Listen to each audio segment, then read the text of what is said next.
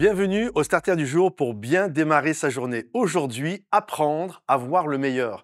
Nous savons que lorsque Moïse a envoyé 12 espions visiter Canaan pour qu'ensuite ils puissent faire un compte-rendu, certains vont revenir, un groupe de 10 va revenir en voyant tout ce qui ne va pas, alors qu'il y en a deux autres, Josué et Caleb, qui eux vont voir le meilleur. Là où les autres voyaient des géants qui allaient les tuer parce qu'ils étaient à leurs yeux que comme des sauterelles, Josué et Caleb, eux, ce qu'ils ont vu de géants, ce ne sont pas des hommes qui leur voulaient du mal, mais c'était les fruits, c'était les raisins. Voyez, en fait, les deux ont vu les mêmes choses, mais il y en a qui ont vu des personnes qui allaient leur faire du mal, et d'autres ont vu le fruit que Dieu allait leur faire porter. Et j'aimerais t'encourager aujourd'hui à voir les choses comme Dieu les voit, apprendre à voir le meilleur. Il y a plein de choses qui se passent autour de nous, et on peut prendre la décision de voir tout ce qui ne va pas, et de voir ce qui va, et ce que tu peux faire ou ce que tu peux accomplir.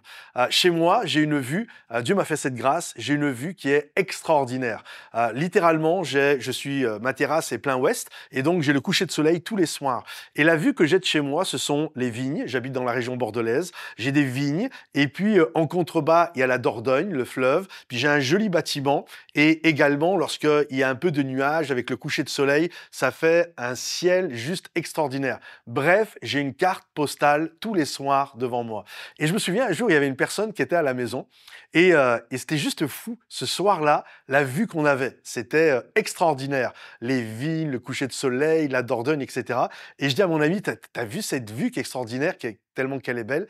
Et mon ami regardait la vue et très loin, peut-être à 30 km, j'ai vraiment une vue très, très dégagée. Et à une trentaine de kilomètres, il y avait une petite usine.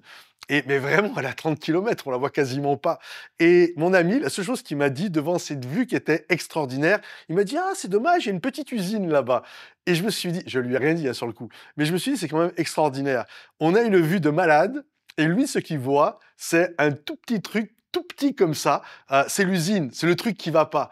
Et je me dis, en fait, ce sont des personnalités où c'est un apprentissage à avoir. Il y a des gens, ils sont des spécialistes à voir ce qui ne va pas, et il y en a qui sont spécialistes à voir ce qui va, quand bien même c'est une catastrophe tout autour de nous. Alors j'aimerais t'encourager aujourd'hui, non pas à ne pas être réaliste, parfois il faut regarder les choses qui ne vont pas pour pouvoir, bien sûr, les réparer, les arranger, et se tenir devant Dieu et voir ce que Dieu va faire avec tout ça, mais apprends à voir le beau. Ce que Paul disait, retenez ce qui est bon. Apprenez à retenir ce qui est bon chez les gens, ce qu'il y a de bon dans ton couple, dans ta famille, dans tes enfants. Bref, apprenez à retenir le meilleur. Que Dieu vous bénisse, que Dieu vous encourage. Si cette vidéo vous a béni, pensez à la liker, la partager et la commenter. Et à bientôt les amis. Bye bye.